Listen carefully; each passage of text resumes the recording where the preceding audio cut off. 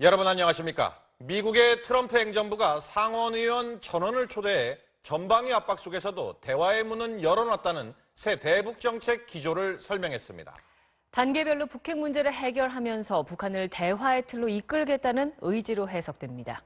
워싱턴에서 박승진 특파원입니다. 상원 의원들이 백악관에 속속 도착했습니다. 이어진 비공개 대북 정책 브리핑.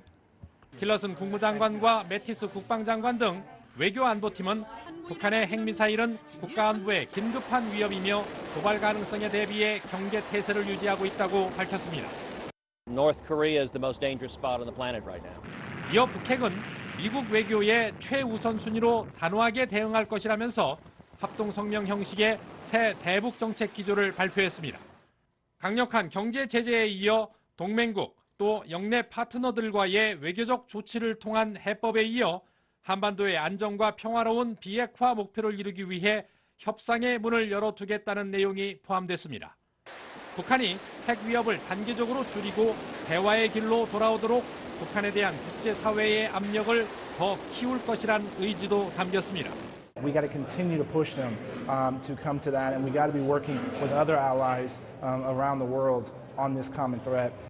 대북 압박 수단으로는 경제 금융 제재는 물론 테러 지원국 재지정, 또 김정은 일가 자산 추적 동결을 비롯해 미사일 방어 시스템 강화, 전술핵 배치 등 모든 옵션이 포함된 것으로 알려졌습니다. 트럼프 행정부의 이번 대북 정책 발표는 의회에 대한 협조 요청과 함께 북한과 중국을 향한 메시지로도 해석됐습니다. 워싱턴에서 MBC 뉴스 박승길입니다. 이런 가운데 미국은 주력 핵무기인 대륙간 탄도미사일 미니트맨3를 시험 발사했습니다. 북한의 도발 위협에 대한 경고로 보입니다. 로스앤젤레스 이주은 특파원입니다. 미 공군이 현지 시간 26일 0시 3분 캘리포니아주 반덴버그 공군기지에서 대륙간 탄도미사일 미니트맨3를 발사했습니다. 핵탄도를 장착하지 않은 미사일은 6,400km 떨어진 남태평양의 목표 지점을 타격했습니다. 미니트맨3는 전략 폭격기의 핵순항 미사일, 그리고 전략 핵 잠수함의 탄도미사일과 함께 미국의 3대 해구산 가운데 하나입니다. 항속거리 13,000km, 탄두가 분리돼 3개의 목표를 동시에 타격할 수 있는데 다이너마이트 475톤 분량의 파괴력을 지녔습니다. 미국은 북한의 미사일 도발이 있었던 지난해 2월과 9월에도 미니트맨을 발사한 바 있습니다. 아울러 이날 하원 군사위원회 청문회에 출석한 해리 해리스 태평양 사령관은 한반도 해역으로 접근 중인 칼 빈슨 항모전단이 북한의 도발에 대한 방어와 공격 능력 모두를 갖추고 있다고 밝혔습니다. All options are on the table. We want to bring Kim Jong-un to his senses, not to his knees. 미 공군은 이번 미니트맨 발사가 미국의 핵무기 상태를 점검하기 위한 시험이라고 밝혔습니다. 표면적으로는 이미 예정된 계획에 따른 훈련이었다는 설명이지만 북한의 탄도미사일과 핵실험 도발 우려가 커지는 상황에서 나온 분명한 경고의 메시지로 보입니다. 로스앤젤레스에서 MBC 뉴스 이주훈입니다. 미국의 새 대북 정책 기조에 대해 우리 정부는 긍정적으로 평가했습니다. 미 정부 차원의 대북 합동 성명이 나온 것 자체가 이례적이라며 이 북핵 문제가 트럼프 행정부 외교 정책의 최우선 순위에 있는 것이라고 분석했습니다. 이상민 기자입니다. 정부는 미국의 대북 정책에 대해 강력한 경제 외교적 압박으로 북한을 비핵화로 이끌겠다는 단호한 의지를 보인 것으로 평가했습니다. 특히 미국이 언급한 북한과의 협상 가능성은 북한 스스로의 행동에 달린 일이라고 강조했습니다. 북한이 진정성을 가지고 비핵화의 길로 나온다면 대화의 문은 열려 있다는 것입니다. 정부는 미국의 대북 정책이 그동안 진행된 긴밀한 한미 협의의 연장선상이라고 설명했습니다. 일단 강력한 군사적 압박 그리고 외교적 압박을 통해 가지고 궁극적으로는 이제 외교적 대화에 나설 거라는 그 메시지가 지금 담겨 있는 것 같습니다. 트럼프 행정부 국무장관, 국방장관 그리고 국가정보국장이 함께 대북 합동 성명에 나선 것도 우리 정부는 주목하고 있습니다. 1990년대 초반 북한 핵 문제가 불거진 이후 처음 나온 미 정부 차원의 성명으로 트럼프 행정부가 북핵 문제를 외교 정책에 있어 최우선 과제이자 실질적 위협으로 간주하고 있는 것이라고 분석했습니다. MBC 뉴스 이상민입니다.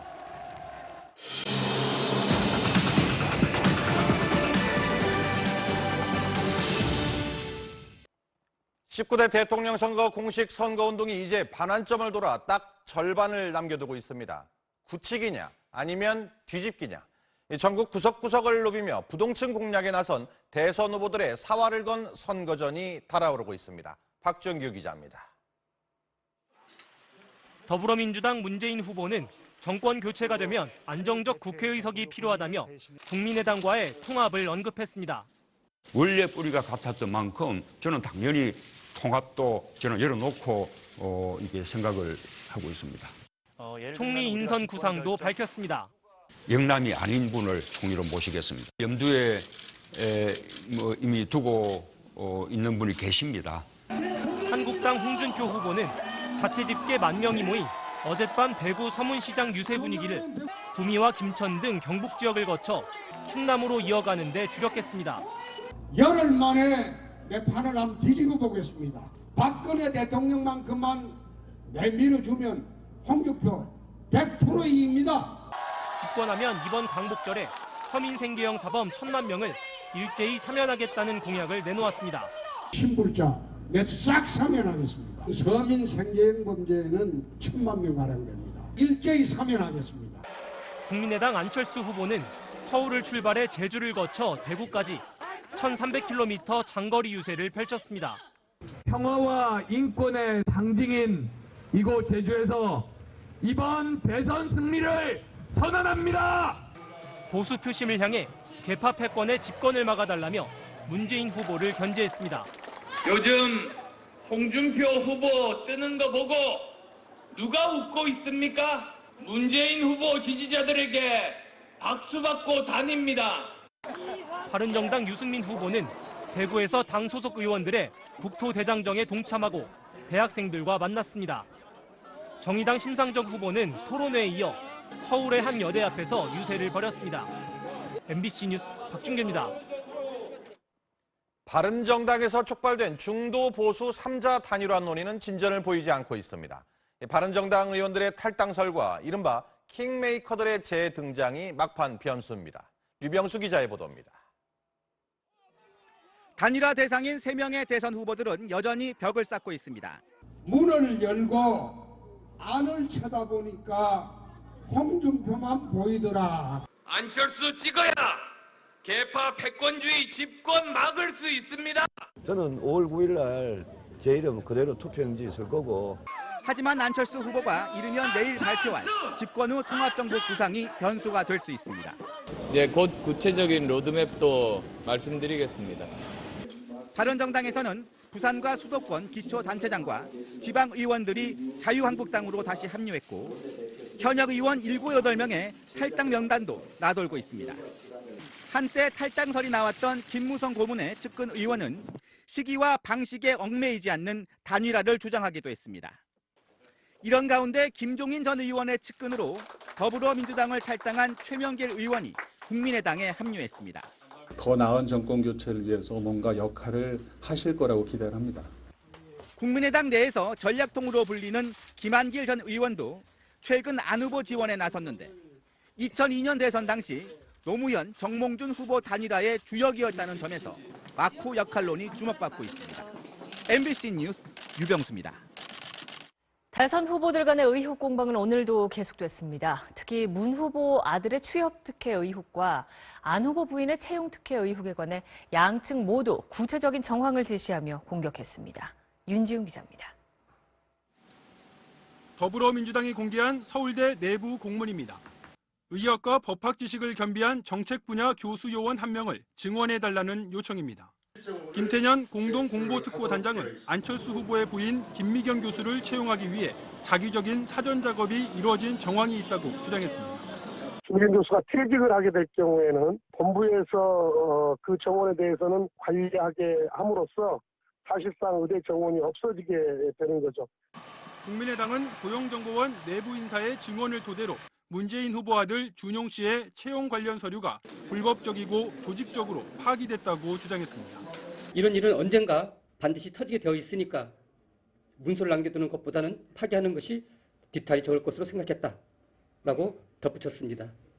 노무현 정부가 유엔 북한 인권 결의안 표결에 앞서 북한의 의견을 물어봤다는 의혹에 대해 문 후보는 우리 측의 원론적인 입장을 통보한 것일 뿐이라고 해명했습니다.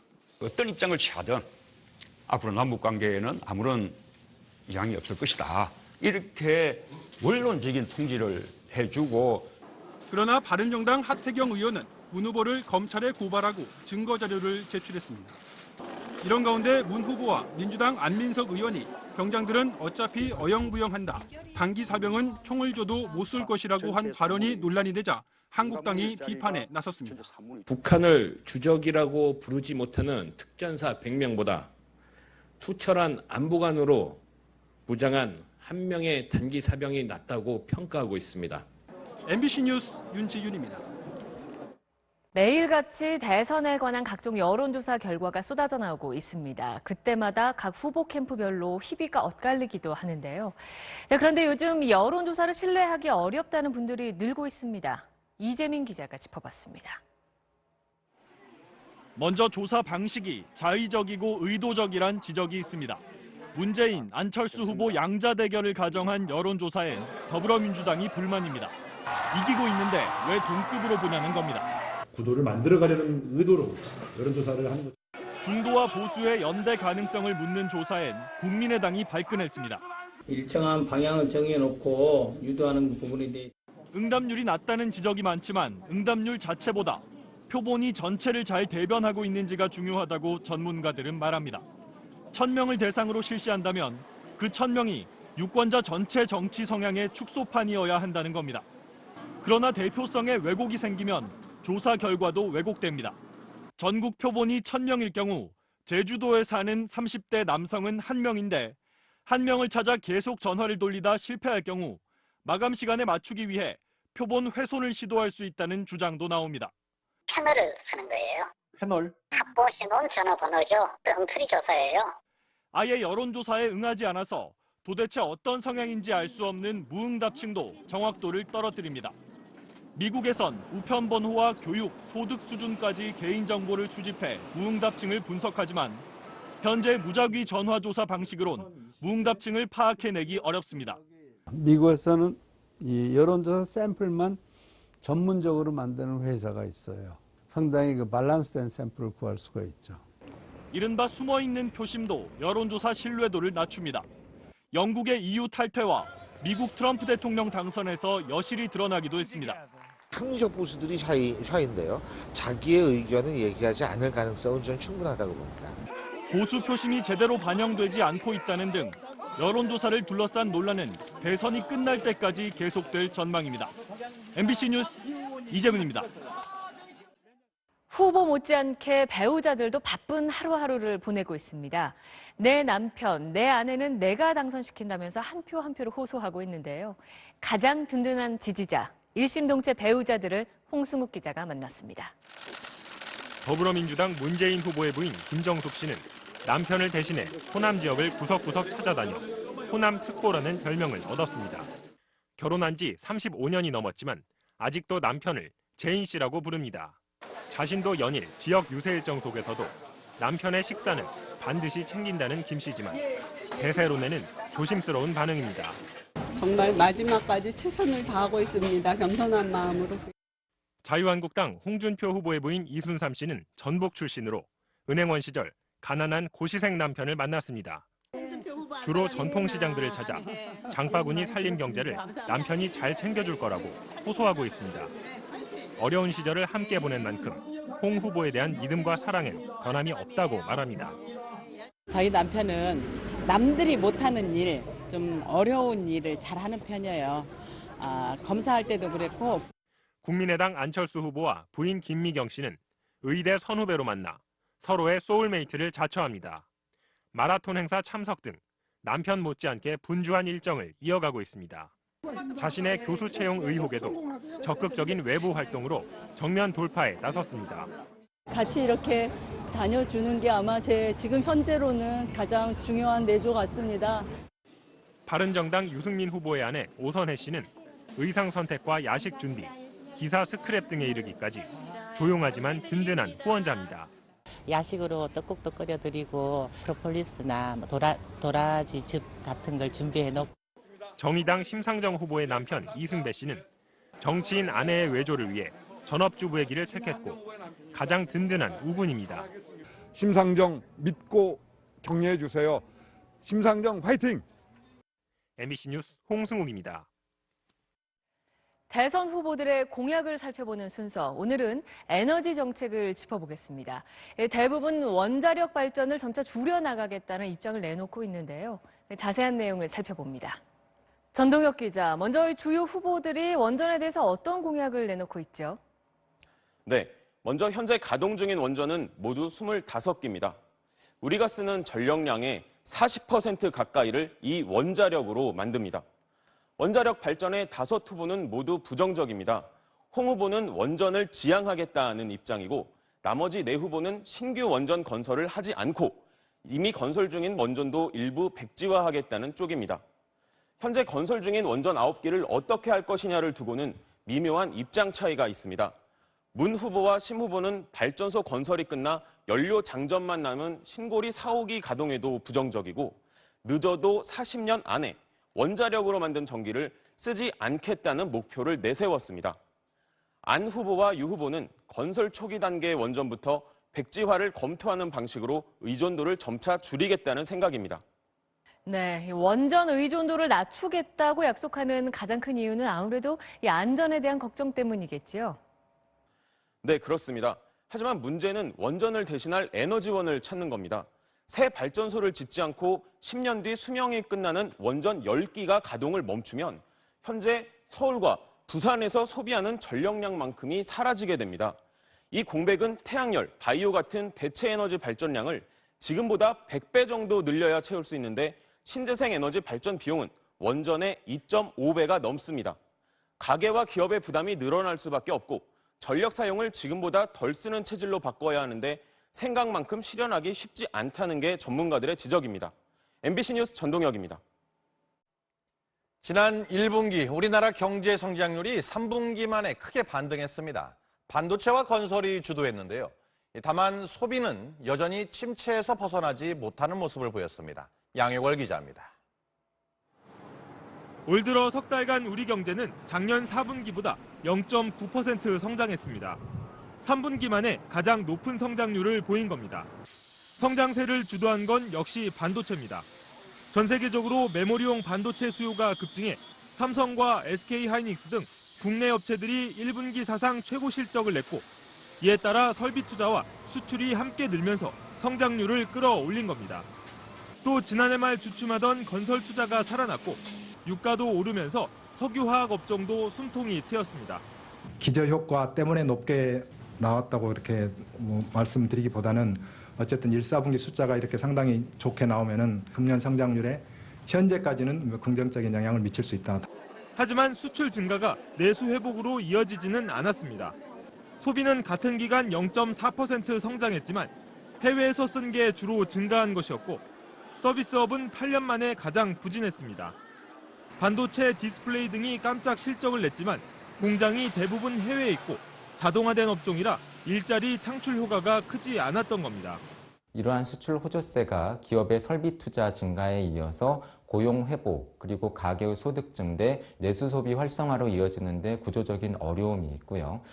중국의 사드 보복과 미국의 FTA 재개정 움직임 등 불안 요인이 남아있는 가운데 유일호 경제부총리는 긍정적인 회복 신호는 맞지만 장기간 위축에서 벗어나 선순환 국면에 진입했다고 보기는 이르다고 설명했습니다. MBC 뉴스 양효걸입니다. 미국이 법인세를 대폭 낮추는 사상 최대 규모의 감세 방안을 내놨습니다. 이 기업 경쟁력을 높여 경제를 살리겠다는 건데 재정 악화와 셀프 감세 논란이 변수입니다. 뉴욕 이진희 특파원입니다. 도널드 트럼프 행정부가 미국 법인세율을 현행 35% 이상에서 15%로 내리기로 했습니다. 30%대인 프랑스와 일본, 독일은 물론 22.5%인 OECD 국가 평균보다 낮아집니다. 최고 22%인 우리나라보다도 한참 낮습니다. 개인소득세 과세 구간도 현행 7개에서 3개로 축소해 고소득자의 세금 부담을 낮췄습니다. 지난 1986년 세제 개편 이후 30년 만에 최대 변화로 기업 경쟁력을 높여 일자리를 늘리고 경제도 활성화시키겠다는 겁니다. We can get back to 3% or higher GDP that is sustainable in this country. 경제가 살아나면 결과적으로 세수는 크게 줄지 않을 것이라는 게 트럼프 행정부의 설명이지만 세수 부족과 재정 악화 우려가 나오고 있습니다. 법인세를 15%로 낮출 경우 앞으로 10년간 2조 2천억 달러, 우리 돈으로 2,483조 원의 세수가 줄어들 것으로 추산됐습니다. 수입품에 국경세를 부과해 부족한 세수를 메운다는 계획도 추진 단계에서 무산됐습니다. 부동산 재벌인 트럼프 대통령이 이번 세제 감면의 직접 수혜자가 된다는 점도 논란입니다. 트럼프 행정부는 최대한 빨리 의회에서 법안을 통과시킨다는 방침이지만 야당인 민주당의 반발이 예상됩니다. 뉴욕에서 MBC 뉴스 이진혜입니다. 얼마 전 문재인 후보 지지자들로부터 문매를 맞았던 가수 전인권 씨가 이번엔 표절 논란에 휩싸였습니다. 10년도 넘은 노래가 왜 이 시점에 표절 시비가 생기는지 전 씨는 답답해했습니다. 백연상 기자입니다. 가수 전인권 씨가 촛불 집회에서 불러 인기를 얻은 2004년 발표작 걱정 말아요 그대입니다.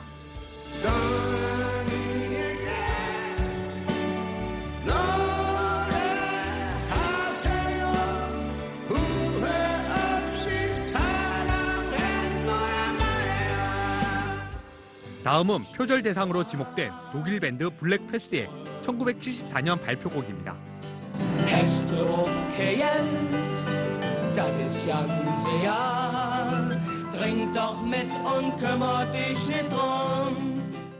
한 온라인 커뮤니티 사이트에서 처음 표절 의혹이 제기됐습니다.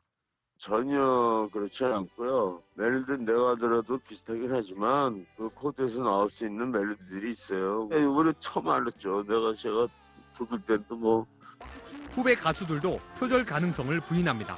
형수를 위해서 쓴 곡이고 2004년에 그냥 저한테 준 곡이었어요. 아내를 위해 쓰고 후배한테 그냥 전하는 곡인데 굳이 표절을 할 이유는 없지 않나. 표절 의혹이 불거진 것은 전 씨가 지난 19일 안철수 국민의당 후보 지지 선언을 한 뒤 일주일 만입니다. 전인권 씨의 안 후보 지지 이후 다음 달 열릴 예정이던 전 씨의 공연은 티켓 취소가 잇따라 2일차 공연이 취소됐습니다. MBC 뉴스 백연상입니다. 미국 델타 항공이 이륙 직전에 승무원의 말을 듣지 않고 화장실에 다녀왔다는 이유로 승객을 비행기에서 강제로 내리게 해 논란이 또 일고 있습니다. 자, 그런데 이번에는 찬반이 나름 분분합니다. 정신혜 기자입니다. 이륙을 준비 중이던 미러키행 델타 항공 기내에서 승무원이 한 승객에게 비행기에서 내리라고 요구합니다. I need more information, sir. I haven't done anything. I have to get home. 공립학교 강사인 39살 해밀턴은 이륙 전 소변이 마려웠지만 승무원이 화장실을 쓰면 이륙할 수 없으니 잠시 참으라고 해 자리로 돌아왔습니다. 하지만 여객기가 활주로에 진입하지 않은 대기 상태가 계속됐고 결국 참다 못해 약 1분 만에 볼일을 보고 돌아왔습니다.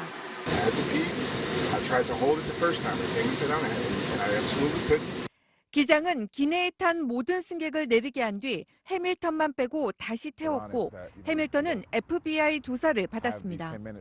9.11 테러 이후 항공법이 강화된 미국에선 기내 폭발물 설치 등을 감시하기 위해 이륙 전후 승객들은 반드시 착석해 안전벨트를 매도록 하는 항공사가 많습니다. 델타 항공은 승객들과 기내 안전을 위해서였다고 밝혔지만 해밀턴이 흑인이라는 점과 무관하지 않다는 비난도 잇따랐습니다. The first person they sent on was very rude to him, I thought.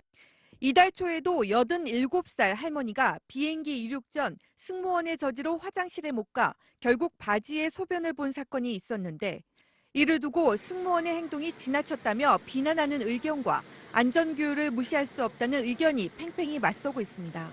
MBC 뉴스 정신혜입니다. 소아과 의사단체가 소아과의 심야 진료를 지원하는 정부 사업을 방해했다는 이유로 과징금 처분을 받게 됐습니다. 이 정책에 참여한 의사와 병원을 소위 왕따를 시켜서 애를 먹였다고 하는데요. 김세희 기자가 취재했습니다. 정부가 지원하는 달빛 어린이병원 사업에 참여 중인 병원입니다. 밤 11시나 12시까지 소아과 진료를 하는데 응급실보다 대기 시간도 짧고 병원비도 저렴해 부모들의 만족도가 높습니다. 맞벌이인데 아무래도 밤늦게까지 11시까지 근무를 하다 보니까 애들이 아픈데 너무 늦게까지 해서 고맙더라고요. 엄마의 입장에서는 안심도 되고요. 하지만 의료계에선 논란이 일었습니다. 대한소아청소년과 개원의사회가 개인이 운영하는 소아과는 매일 야근하는 게 현실적으로 어렵다며 반발하고 나선 겁니다. 사업에 불참하면 상대적으로 병원 운영이 어려워진다는 불만도 제기됐습니다. 그런데 이들이 사업 참여 병원에 불이익을 주기 시작하면서 문제는 더 커졌습니다. 소아과 의사회는 참여 병원의 회원 자격을 제한하거나 온라인 커뮤니티 게시물 접속을 차단했습니다. 사업에 참여하는 의사들의 사진을 공개한 뒤 비난하는 글을 올리기도 했습니다. 의사에게 명예는 굉장히 중요한 일입니다. 인터넷을 통해서 사수가 내 가족들이 볼까 무서울 정도의 글들을 써서 너무나 마음이 아픕니다. 지금까지 5개 병원이 이 같은 압박을 견디지 못하고 달빛 어린이 병원 사업을 취소했습니다. 공정거래위원회는 달빛 어린이 병원 사업을 방해한 대한소아청소년과 개원의사회에 과징금 5억 원을 부과하고 검찰에 고발하기로 했습니다. MBC 뉴스 김세입니다. 어제 경북 성주 기지로 반입된 주한미군의 고고도 미사일 방어 체계 사드가 실제 운용에 들어갔습니다. 완벽한 작전 능력을 갖추지는 않았지만 일단 북한 미사일을 요격할 수 있는 사실상의 발사 대기 상태에 들어갔습니다. 구경건 기자입니다. 오늘 낮 경북 성주의 사드 기지입니다. 8발의 요격 미사일을 탑재할 수 있는 발사대 한 기가 수직으로 세워져 요격 태세를 갖췄습니다. 다른 한 기는 수백 미터 떨어진 곳에서 중장비들이 배치 장소의 수평을 맞추는 작업을 기다리고 있습니다. 국방부는 주한미군이 어제 반입된 사드 발사대와 교전 통제소, 레이더를 연동했다고 밝혔습니다. 완전하지는 않지만 유사시 북한의 탄도미사일을 요격할 수 있는 최소한의 작전 배치 상태라는 설명입니다. 한미가 일부 전력을 배치한 것은 이제 북한이 도발을 하면 대응할 수 있는 그런 능력을 갖춘 겁니다. 실제 운영입니다. 또 나머지 발사대 4대를 포함한 장비들을 추가로 들여와 올해 안에 완벽한 작전 운용 능력을 갖추겠다고 덧붙였습니다. 국방부는 논란이 됐던 환경 영향 평가는 예정대로 진행하고 있다며 전자파 유해성 여부 조사 결과는 공개할 것이라고 강조했습니다.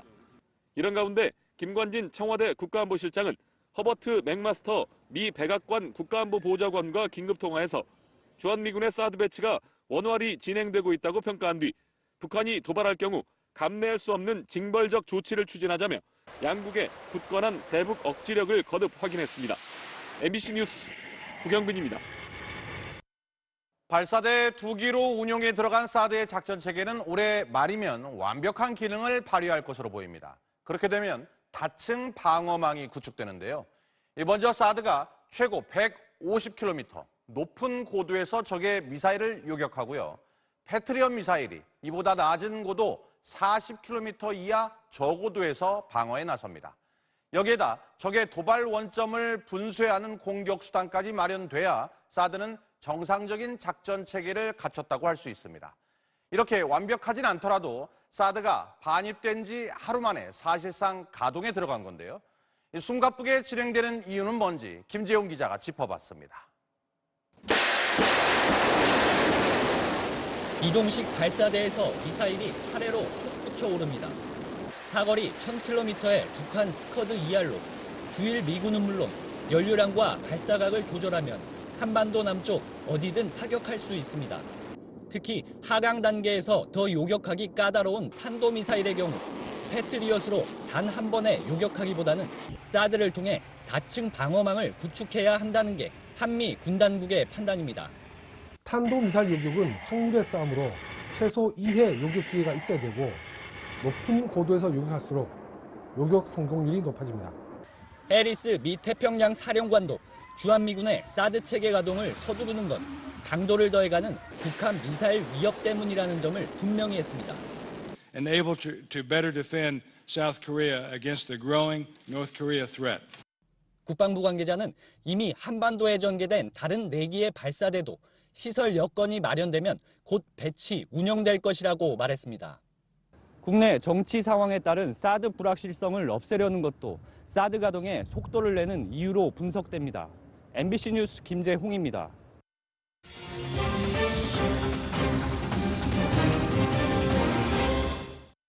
한반도에 감돌던 4월 위기설이 잠잠해지면서 트럼프식 대북 외교가 주목받고 있습니다. 자신의 별장에서 아베 일본 총리와 시진핑 중국 주석을 잇따라 만나 기업과 특유의 주고받기식 협상을 하는가 하면 이 미군은 어느 때보다 강하다고 과시하며 근육질, 힘의 외교를 전면에 내걸었죠. 이 트럼프식 한반도 문제 대처법 분석해봅니다. 워싱턴 현원섭, 도쿄 이동해, 베이징 김현석 특파원이 차례로 보도합니다. 먼저 미국입니다. 미중 정상회담 만찬이 한창이던 지난 6일 초콜릿 케이크를 먹던 시진핑 주석이 10초간 말을 잇지 못했습니다. Tonight I ordered a targeted military strike on the airfield in Syria from where the chemical attack. 북핵 문제를 해결하라고 면전에서 시 주석에게 최후 통첩을 보낸 셈인데 효과를 극대화할 수 있는 절묘한 타이밍을 노렸다는 분석입니다. 대북 제재에 소극적이던 중국의 마음을 끝내 돌린 것도 트럼프의 사업가식 외교가 큰 몫을 했습니다. 대선 전까지만 해도 중국을 환율 조작의 챔피언이라며 거세게 밀어붙이더니 정상회담에서 장시간 밀담을 나눈 뒤에는 기회될 때마다 치켜세우며 중국을 들었다 놓았다 했습니다. China has really been working very hard.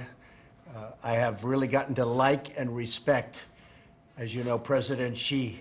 국익을 위해서라면 말 바꾸기도 서슴지 않습니다.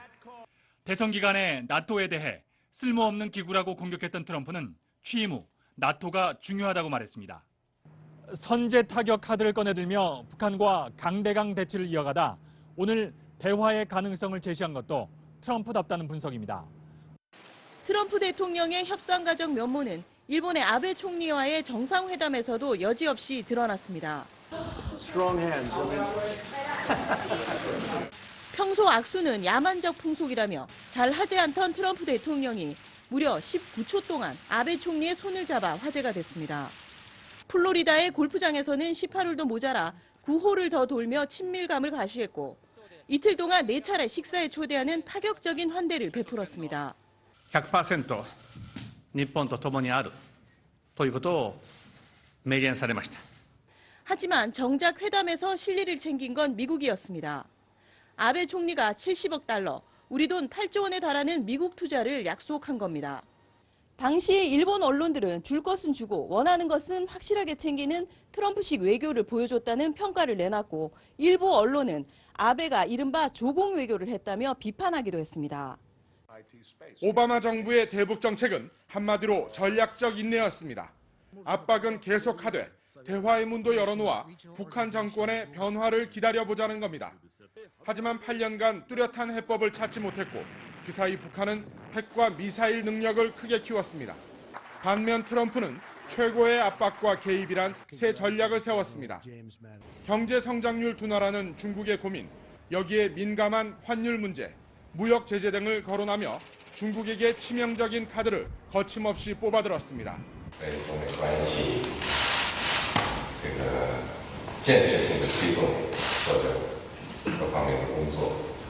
정상회담 전 모든 선택지가 테이블 위에 있다며 대북 군사행동 가능성까지 경고하더니 항공모함과 핵잠수함 등 전략 무기를 총동원한 무력 시위로 결국 중국의 적극적인 개입을 이끌어내 북한의 초강경 도발을 일단 제지했습니다. 때론 거침없고 때론 소홀할 수 없는 트럼프의 전략에 중국은 다각도의 대응법을 모색해야 하는 숙제를 안게 됐습니다. 베이징에서 MBC 뉴스 김현석입니다.